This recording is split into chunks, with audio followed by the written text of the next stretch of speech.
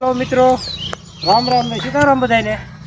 આપણે બે આંબા શોધી દીધા છે અને ત્રીજો આંબાની શરૂઆત થઈ ગઈ છે અને એને આંબા ટોપવા માટે જીસીબીનો ખાડો કરેલો છે અને એની માટે આપણે કુંડી કરવી પડે ઠેલી. હાલો મિત્રો, હવે કુંડી થઈ ગઈ છે આપણી. હવે આપણે જોઈએ.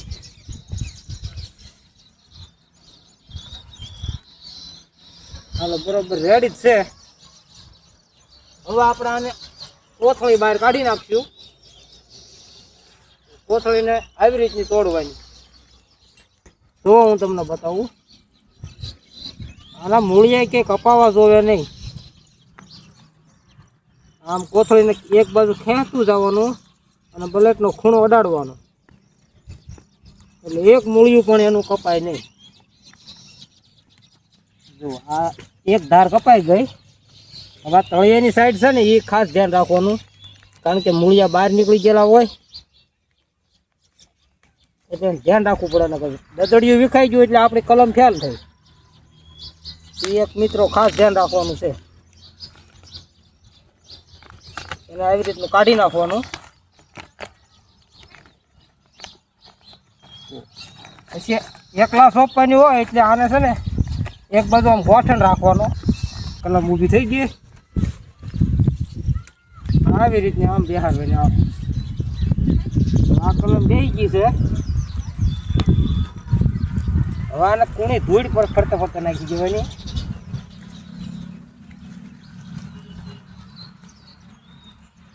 હવે એને છે ને આવી રીતની આમ કુણી ધૂળ નાખવાની, થોડી ફરતી આ કુણી ધૂળ નાખી. હવે આને દબાવવાનું છે ને પાણી પાવાનું છે, બરોબર? લાવો ગાંડો લાવો. તો મિત્રો આવી રીતનું ખામણું કર્યું છે. હવે એને ફરતું પાણી નાખવાનું છે. આપણે આ કલમનું દદડિયું છે ને એ વિખાય નહીં જ. હવે બધા તળિયા પાણી નાખે, પણ આના કાંઈ તળિયાની જરૂર નહીં. આ પાણી છે ને એ ઠેઠ સુધી બેઠો ઉતરી જાય.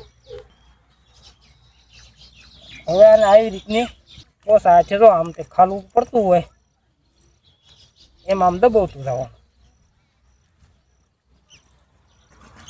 થોડુંક પાણી પાછું નાખી દઈએ.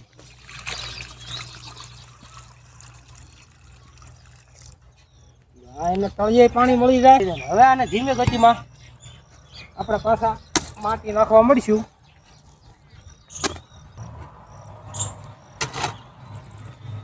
આવી રીતે ફરતા નાખી દેવાનું.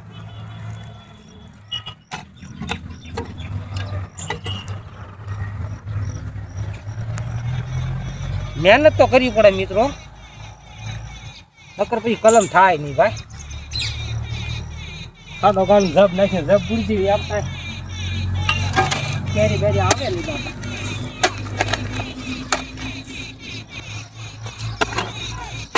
હવે મિત્રો આપણું ખામણું કમ્પ્લેટ. જોવા કેવી કલમ સોંપાણી છે. હવે પાણી ગળી ગયું.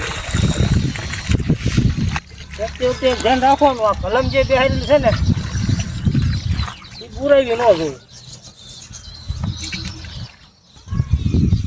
હાલો મિત્રો, હવે આપણે એને પટ્ટી ઉતારી દેવાની છે. એવી મોટી હોય તો લાકડી હોય તો હાલે. આવી રીતના આમ ખૂટી ગઈ એટલે બાંધી દેવી, એટલે લડે નહીં, એટલે મૂળિયું જલ્દી મૂકે. અને આંબો તરાહો હોય તો સીધો થઈ જાય. સીધો કરી પછી આ બાંધી દેવાય. આવી રીતે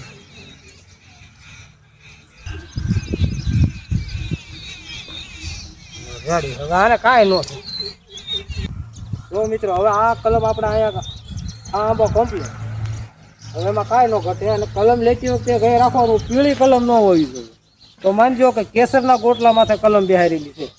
અને કલમની નીચે તમે જોઈ શકો છો, આ જે કલમ અહીંયા બેહારી, આ જે જૂનું પાંદડું છે, આ દેશી ઓલાનું પાંદડું છે. જુઓ, પાંદડું દસતું ન રહે, આ દેશી ગોટલું છે કાયદેસરનું. અને કલમ અહીંયા આપણે બેહારેલી છે, બરોબર? એ ધ્યાન રાખજો મિત્રો. હાલો, મળીશું આગળના વિડીયો સાથે.